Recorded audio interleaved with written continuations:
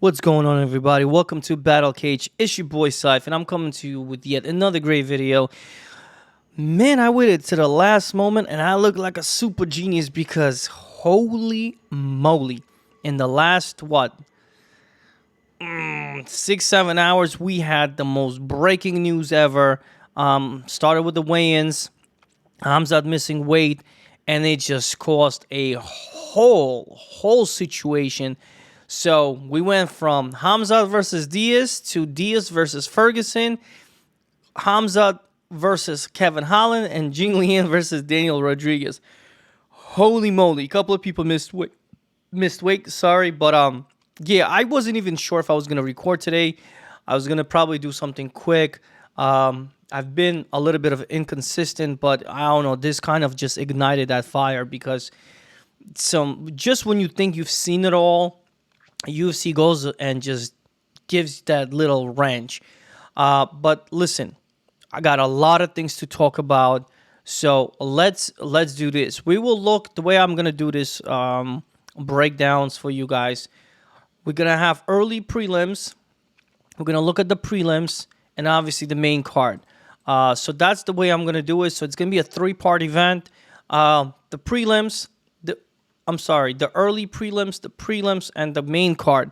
So that's how I'm gonna divide it. That's how I'm gonna put you, give you guys my, my 2 cents on it. I'll be very, very transparent with you guys, and everything I say here stays. I'm not gonna violate anything, which means if I say something, that's exactly how I'm gonna play it. If I say I'm not gonna play it, I'm not gonna play it. I'm gonna stay true. No flip-flopping. I'm gonna be very, very transparent. So with that being said, let's look at early prelims together. Alrighty, so early prelims, I'll tell you right now, if you're new to the channel, rule number 1 in UFC or any combat sports, you do not bet the first fight unless you're absolutely confident. In this particular case, Darian Weeks taking on Johan Lainez. I'm not confident because, Lainez, possesses the power, but we have to question the gas tank because he definitely sold out in his last fight, gassed out completely. Darian Weeks, even though he's coming off with 2 losses, the man has the gas tank. So 4-inch reach advantage for Johan Lainez. He is the bigger guy, a little bit more powerful, more explosive, if you will, but the striking differential is going to be favoring Darian Weeks. And if the fight is going to go to the ground or at least into a little bit of wrestling, I feel like Darian Weeks has the advantage over there. He's a slight favorite. A lot of people are picking him. Some people see the dog value on Lainez. I don't think it's enough value for me to even do it. I still have a little bit of sour taste from betting this white line, Johan Lainez, and I told myself, anybody with the word white or line, I'm not even touching. And also, this is a first fight, and I told you guys from that particular moment, I'm not betting the first fight ever again unless I'm 100% confident, or if your name is Saeed Kakrakhmanov, because I'll bet that boy any day. So, with that being said, I'm leaning kind of toward Darian Weeks, but this is by no means in any confidence. I'm even afraid to assign a confidence pick over here because I don't want to sway you in any particular direction. My advice is skip this freaking fight. You don't need to bet this fight. Just enjoy it because you have to. I'm not even going to watch this fight. I'm going to put every effort not to watch this fight because I really could care less. I'm being really, really honest. Now, what is sparking my interest is Melissa Martinez. Is it Elsie or Ellis Reed? I believe it's Ellis Reed. If I'm not, I think that's how you pronounce it. Now, we have a debutante, Melissa Martinez. You know how I feel about that. She is the undefeated fighter here. She's taking on Ellis Reed here. So if we look at over here, not a lot of statistics on Melissa Martinez. But just briefly from what I've seen on the tape, I can tell you that Melissa Martinez's game, her work ethic is really, really damn good. So I gotta give her props. She is a Mexican fighter. You know how I love Mexican fighters. I think they come with that durability.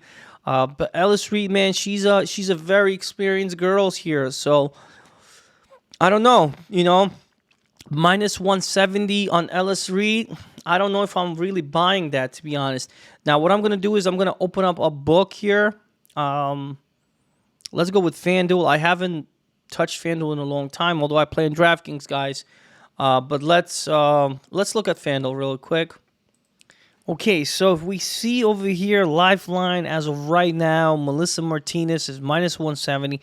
I believe she went up a bit. I believe it started like minus 150. So, it's still not too late to take it if you believe in it. Couple of red flags for me. She's a very, very fast striker. Loves those high kicks. Not particularly bad, but not sure if that's really good. I believe the wrestling advantage may favor a little bit of Ellis Reed, if you ask me, but a striking advantage is definitely favoring Melissa Martinez. I personally don't believe that this is the spot you grab Melissa Martinez, because let her do the debuting, maybe win, maybe lose, who knows, but at least you're going to have some data on her. Right now you're just going to have like low promotional things, and she's coming off a split loss in her last fight. That's really a big red flag for me. It's just the debuting thing. She doesn't have that super if thing going for her. Like, there are a couple of girls who were debuting that we were really high on. She just doesn't have that. I'll be very honest with you. So I'll probably favor Melissa Martinez just ever so slightly, but putting money on it, no, I don't think that's the right move here. So let's continue. So we got Chad Angliler versus Alatanghele. I don't know. Alatanghele. I don't even know how to say that name. But anyway, yeah, not interested, to be honest. This guy, the Mongolian something, I forgot his nickname. Let's look it up just for fun. The Mongolian Knight. He packs the power. He has only one loss in the last 5. He has a draw against Lopez, and he knocked out Kevin Kroom in like 47 seconds. So go figure, right? Split loss against Bernard, and Dana Batagral, he won the unanimous. So, yeah, Casey Kenny has a loss, so that's the one time he suffered a loss. So he should be winning, but I don't know. Minus 165, making me have a fuzzy feeling in my stomach. So not the fight that I'm personally targeting. I'm being quite honest with you. Norma Dumont has swelled up to minus 470. So this is the fight that I was targeting from a long time ago. I believe I got her at minus 300, if I'm not mistaken. That's when I saw this fight originally. However, we have seen Norma Dumont rocked out. So, Danielle Wolf is a professional boxer. You know what I'm saying? She's just up there in age, to be quite honest with you. This fight is like Norma Dumont. But I don't know if she's worth minus 410 at this particular moment. But it has to be Norma Dumont from a picking standpoint. She's definitely in like a small parlay piece type of game. If you got like $25 parlay and you're looking for a favorite to put, I probably think Norma Dumont is the way to go, because if I'm Norma Dumont, I can't be Norma Dumont, but if I'm in her corner, I'm telling Norma Dumont to absolutely wrestle the living hell out of Danielle Wolf. But she has been out of the ring for 2 years, so I'm sure she's sharpening those skills. But yeah, 1-0 Danielle Wolf. How can I sit here with a straight face and then I'll tell you to pick Danielle Wolf? So out of the 4 fights in the early prelims, if I have to pick a name, I'll probably pick Norma Dumont. And yes, you're going to say, well, this jerk is picking the biggest favorite, but it has to be. I got to be honest with you. And yeah, the second pick, I probably would go with Melissa Martinez. The third pick, would be, Alatankale. I think I'm butchering his name. Me. And the fourth pick would have to be Darian Weeks. And I told you to stay away from that first fight. So that kind of wraps up the early prelims. If you have any questions, comment down below. That's how I'm going to do these things. We move into the prelims, guys. So we have a couple of interesting fights here that I think are playable, actually. So we're gonna go with Jake Collier first, and I would like to start by saying if you're gonna bet Jake Collier minus 470, slap yourself silly, pow, because I don't think he's worth that price. Didn't look so good on the scale either. I think he looked better before. So yeah, I'm sure he's. I mean, he had a good performance, and the last two were pretty decent performances. But minus 470 Jay Collier, that just makes me vomit, like for real. Chris Barnett, the Huggy Bear. Now he's what, Beast Boy or something like that. He's a fun character, man, and he's plus 360. Homie can turn around with a spinning wheel kick or something flying, and he can rock out Jay Collier. You know what I'm saying? So did he take an easy way out in his last fight or whatever? Maybe. Excuse me. But yeah. Honestly, this is just a fun dog bet for me. If anything, I'm gonna pick Chris Barnett because I just don't believe Jay Collier is worth minus 470. Just hell to the no. Yes, he's a little bit more technical. He's gonna come in with the physicality advantage for sure. 3.5 reach advantage. Look at the size discrepancy. But man, not minus 470 if you ask me. Just no. So then we move on. We have Dennis Tulunian versus Jamie Pickett.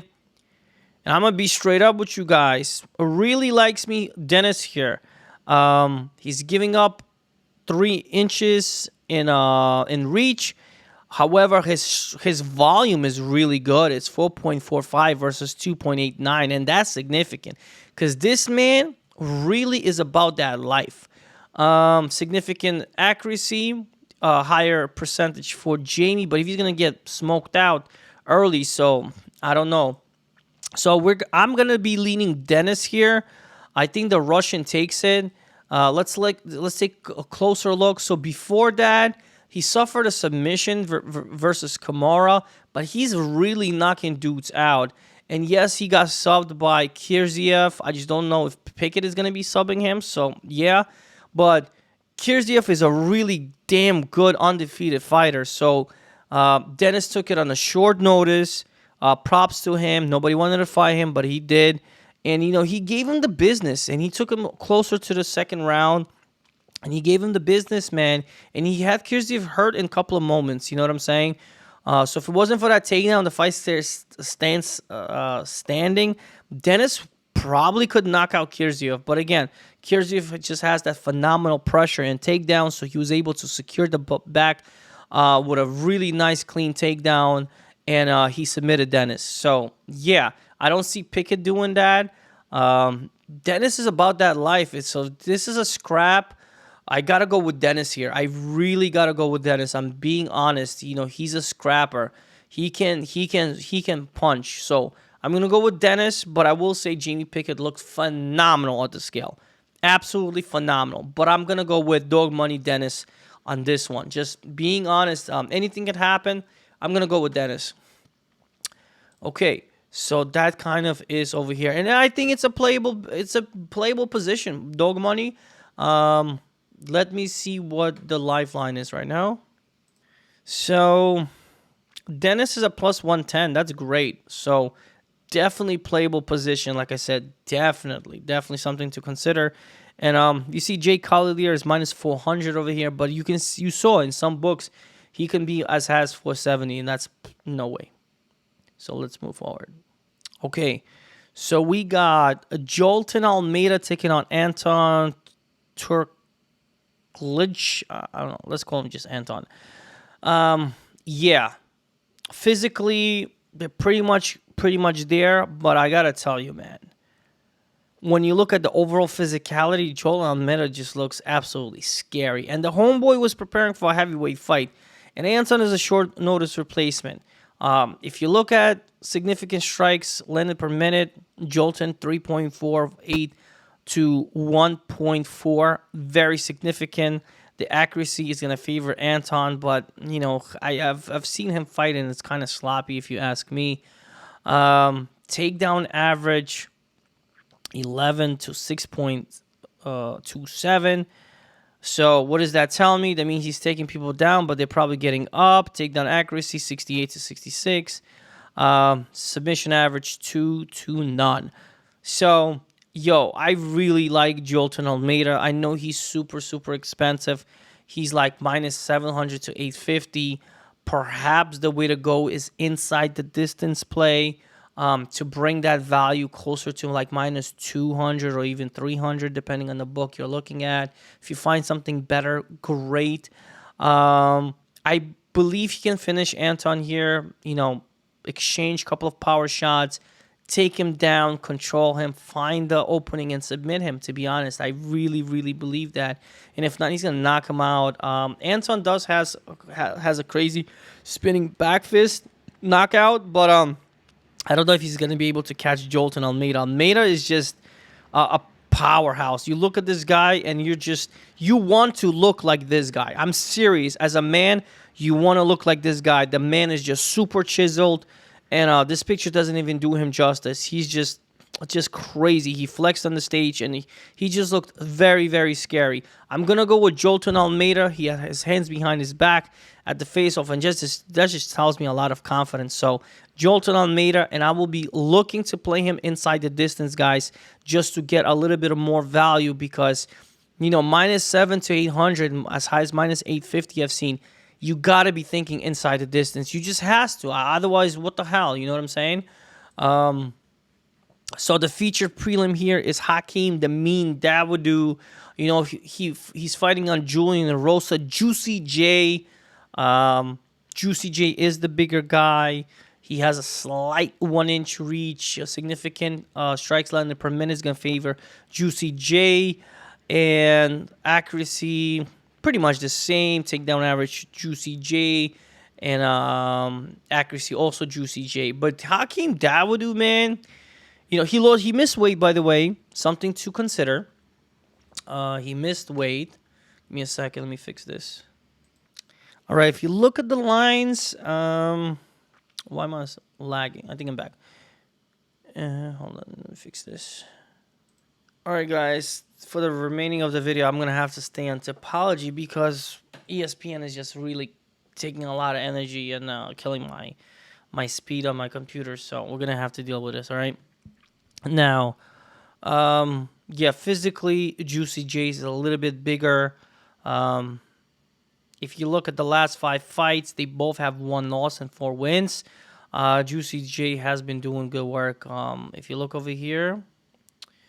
So, 2 years ago, Sean Woodson, he got the Dars. Followed up with a KO to Nate Landwehr with a flying knee, which was crazy.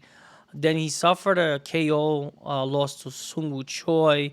Bounced back against Charles Jourdain, Dars choke 10 months ago, and Steven Peterson with a decision split. So, yeah, man, the man is game. He's definitely game, and he's a dog. And if you're backing Juicy J, all power to you. I absolutely agree with you. But I'm gonna go with Hakeem Dawodu. He took out homie right here. I can't even pronounce his name. Took out Julio Arce, Zuba. He suffered a loss to Movsar Evloev, but Movsar Evloev is the real freaking deal. He's the guy to watch in the featherweight division. The man is legit. Just letting you guys know. And then Mike Trezano, he beat him as well. So I'm going to go with Hakeem the Mean Dawodu. Even though he missed weight, okay, he came in 149.5.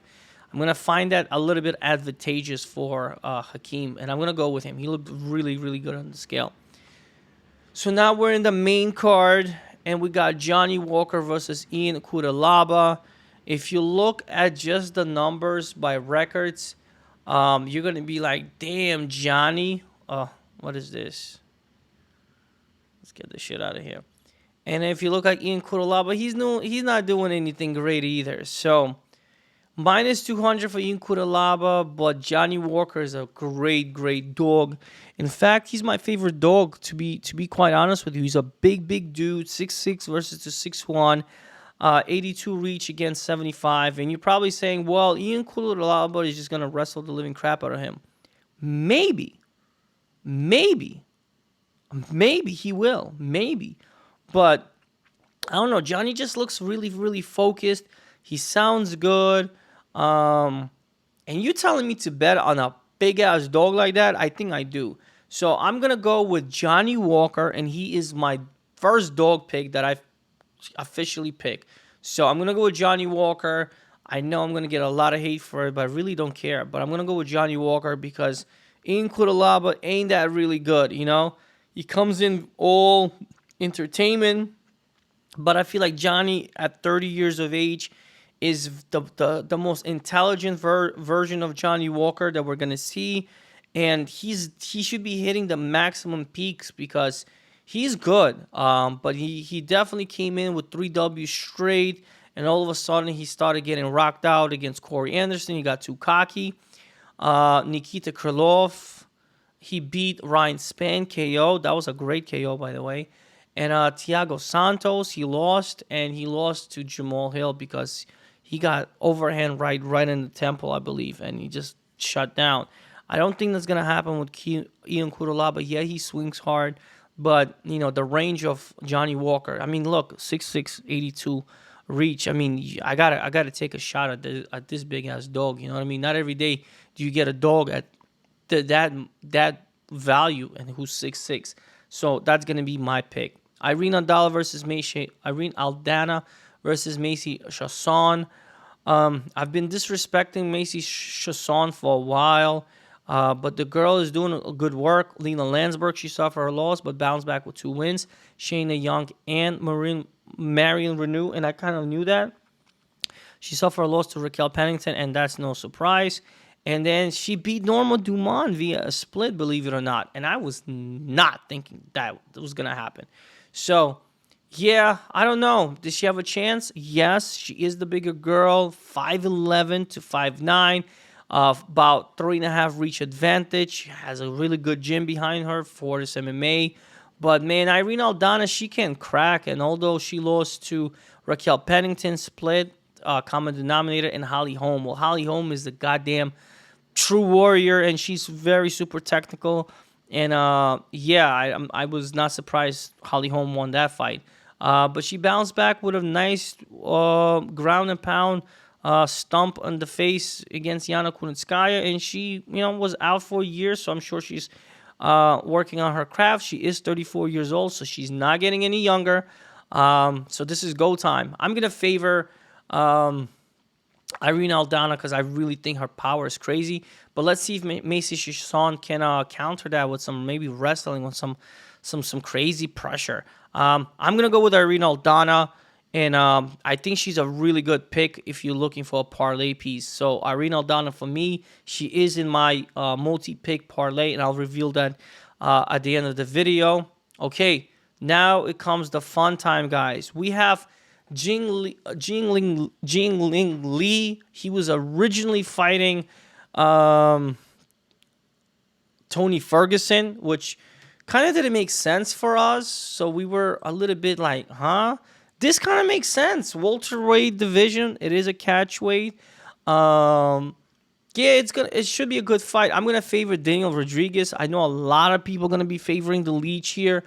But I'm gonna be favoring Daniel Rodriguez. He has a really heavy hand pressure, and in a clean hand-to-hand combat, I think he beats Jingling Lee, but he's good too. The Leech is a fighter, guys.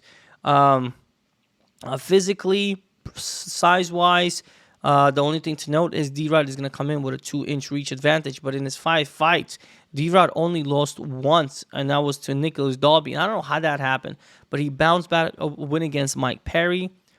against Preston Parsons and Kevin Lee. And I knew he's going to beat Kevin Lee, so that's not a surprise.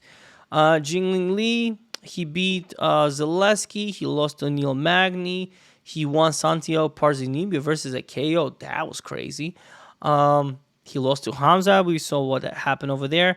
And he knocked out Muslim Salikov just very recently. And I was picking Muslim Salikov to win that fight. So the Leech messed up that parlay. So perhaps a little bit vengeance. Close fight, but 59% favoring Rodriguez. And I'm going to be with that 59%. I think Rodriguez gets it done. Perhaps a decision or he's going to knock him out. But that's what's happening here. Now, this fight, Hamzat Chimaev versus Kevin Holland. You probably know the blueprint here. I'll tell you the truth. Kevin Holland can crack. I don't care what anybody says. His hands are real. He's really, really rangy. He has 6 reach advantage over Hamzat. He just comes in so long and powerful. He's skinny, but he's strong. So if it's a hand-to-hand combat and Hamzat thinks he's going to beat him, hell no. Kevin could take a punch and Kevin can throw a punch. Believe me when I say this. So, yeah, I don't think Hamza wants to get in that business of maybe 1 or 2 exchanges, but it's going to be takedown game because the blueprint is there and everybody knows the blueprint is there. You take Kevin Holland down and you just ride smooth sailing. So perhaps we want to look at the overs.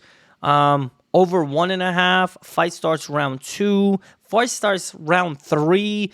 Over 2.5. If those are good odds, this is something you want to consider because, Hamza will have to display the most tremendous power ever. But if Kevin Holland can take a punch from Thiago Santos, I gotta say he can take a punch from Hamzat Chimaev. But when it comes to wrestling, it's all day Hamzat. So if Hamzat is going to feel that the striking is not going his way, and we've seen that because Gilbert Burns let him know that, I can crack too. And he's been exposed a bit, if you ask me.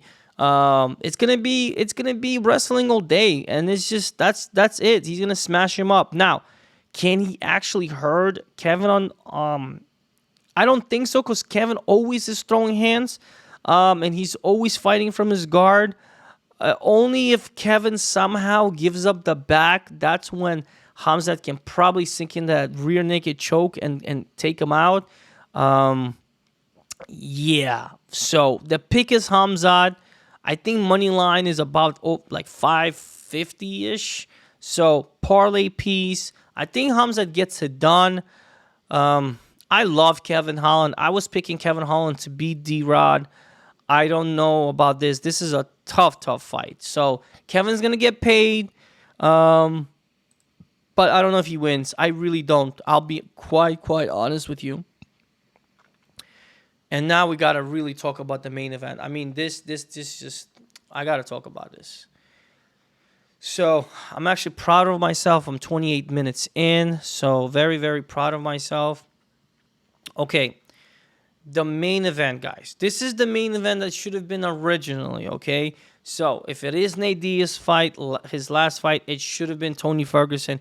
And if it's Tony Ferguson's last fight, it should have been Nate Diaz. This is such a great matchup right now. It just makes total sense.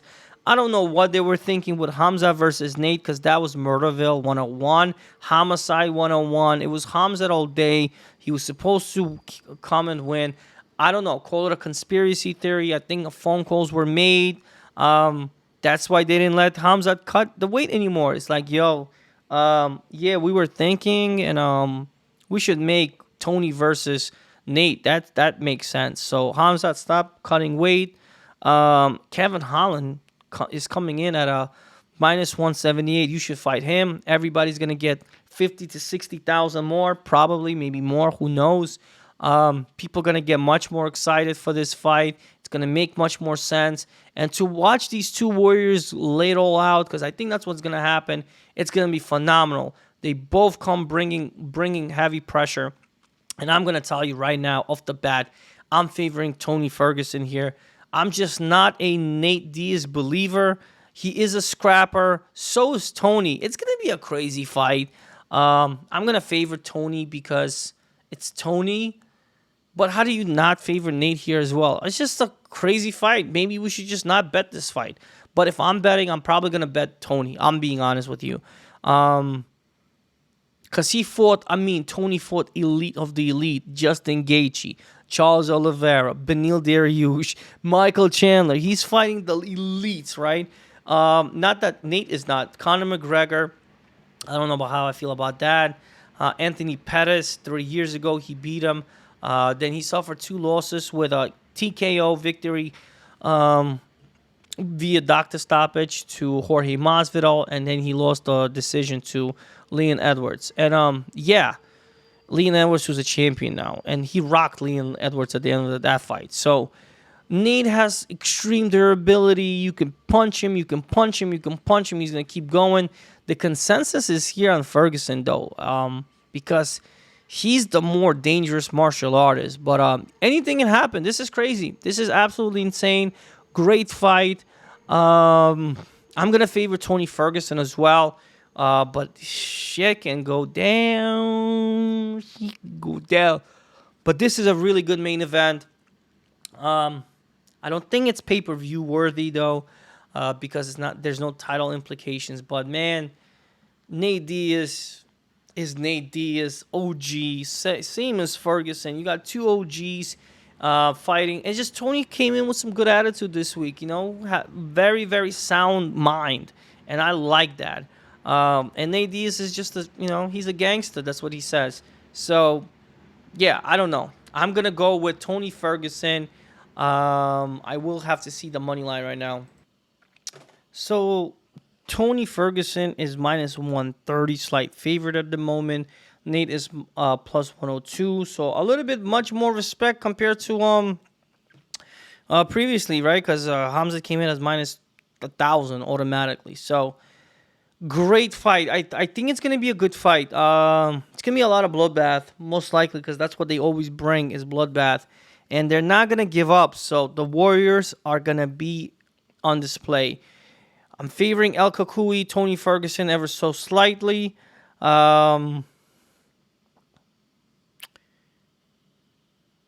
And I think it's a good bet, minus 130 against Nate Diaz, but Nate is Nate, man. You never know.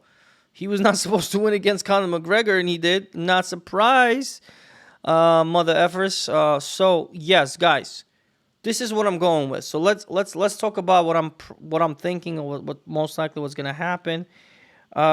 Here's what's gonna happen, and I'll tell you what's gonna happen. I'll give you guys my 3-leg parlay: Khamzat Chimaev, Hakeem Dawodu, Jolton Almeida.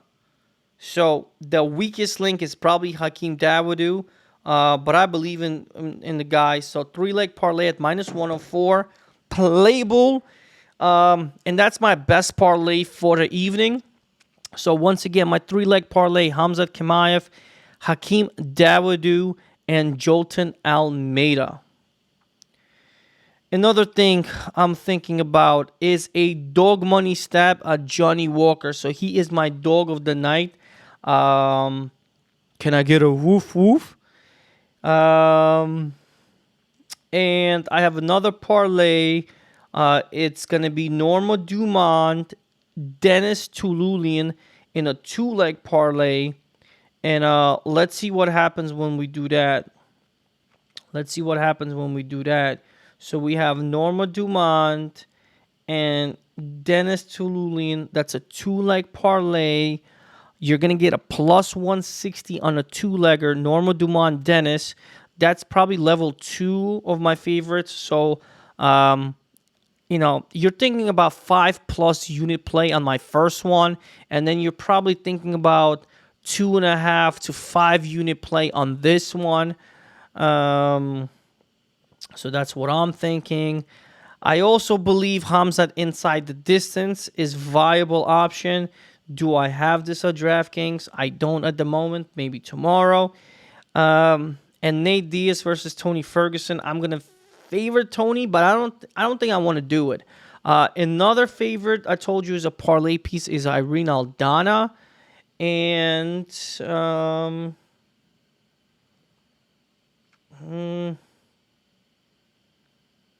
and Jolton Almeida, man, he's a minus 800 right now. So um, if you want to grab that, because I really inside the distance, I said, right, will the fight go to distance? No, at minus 550. It's much better than minus 800. So if you believe in that, double chance Jolton Almeida by KO or sub. So if you believe him to be inside the distance, I told you it's going to be around minus 300 area. So I am right. So if it's going to be Jolton Almeida by KO or sub, it's going to be minus 300. You're going to bring that value down. So let's say you play Jolton Almeida inside the distance with Hamzat, for example, right? Because I think Hamzat is going to win. So Hamzat, that's a two-leg parlay, minus 170. So that is something to consider. And if you add another pick that you really, really like, for example, let's say Irene Aldana, that's going to be plus 148 play. Let's say you like a dog. Let's say you like someone like Dennis, right? If you've been eyeing Dennis, you add this in a three-leg parlay. That's plus 233. So that's Dennis, Hamzat, and Jolton Almeida inside the distance. That's going to be crazy parlay, something that I'm probably going to consider. So that's the type of plays I'm going with. And now we're going to go with a fantasy parlay, and we're going to end it. So Darian Weeks versus Linnaeus. I don't know here. Let me look at some props. Time props. I want to go to distance. I don't know about that. Method of victory by KO. Popular. So whack, man. Will the fight go to distance? Maybe. Plus 150. Maybe the fight will go to distance. But it's the first fight, and we don't care. We're not gonna touch it. Now, I told you I'm gonna lean Melissa Martinez, so I'm gonna take that. Norma Dumont, Haley Alatang. Let's go with the Mongolian Knight here. Jay Collier versus Chris Barnett. I told you I can't bet Jay Collier at minus 400. So I'm just going to put Chris Barnett for shits and giggles. I'm going to put Dennis. I'm going to put Jolton Almeida, Hakeem, Johnny Walker, Irene Aldana, Daniel Rodriguez over Liang, but I'm scared, to be honest. Hamzat. And let's finish the fight with Tony, man. Although I want Nate to win. Nate to win's just a really good storyline, right? But you can always cash out before the last leg. So let's go with 12-leg parlay plus 57,440. And we're going to put $10 because that's the life we live. And that's going to pay us $5,744 if we do win. So that's what I'm going to lock in as a fantasy parlay. I'm 38 minutes into my podcast. I wish everybody good luck. My three-leg favorite is going to be Hamza, Jolton Almeida, and Hakeem Dawodu. Second leg parlay is going to be probably just Hamzat, Hamzat Irene maybe, or Hamzat Jolton Almeida. That's minus 170. Something to consider. And then, the other ones I mentioned to you guys, okay? So, good luck. But most importantly, just enjoy it. Now, bonus content, guys. There's some shit going down. Some boxing going down. And this is the most anticipated boxing fight, at least for me, for the entire year. And it's going to be... Wait. Oh, they don't have it? Well, is she still fighting? Let me see. Clarissa Shields? I'm very surprised. It's not here. Hold on a second. All sports.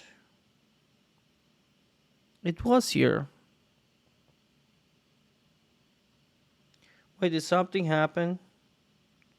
Hold on a second. Okay, so I was going to talk about Clarissa Shields versus Savannah Marshall. But because of the the death of the Queen. My condolences to the royal family, of course. But listen, 96. She had a great life. Still very sad. End of an era. So I guess now the fight is postponed to tentatively October 15th, which is absolutely amazing. Love that weekend.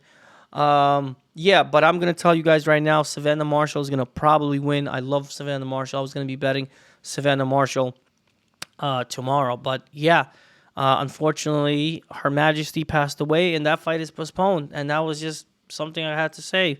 I didn't know it was going to be postponed, but it did. So yeah, let's close it off. Nate Diaz, Tony Ferguson go down tomorrow. Enjoy. Don't bet too much money. And really just enjoy a card. It's a nice card to just enjoy. It's a vibe card, all right? Definitely a vibe card. But there's some good plays there, so like I mentioned. So good luck. That's all I'm going to say. Be safe. Enjoy your weekend. Your boy Cypher's out. Take care, as always.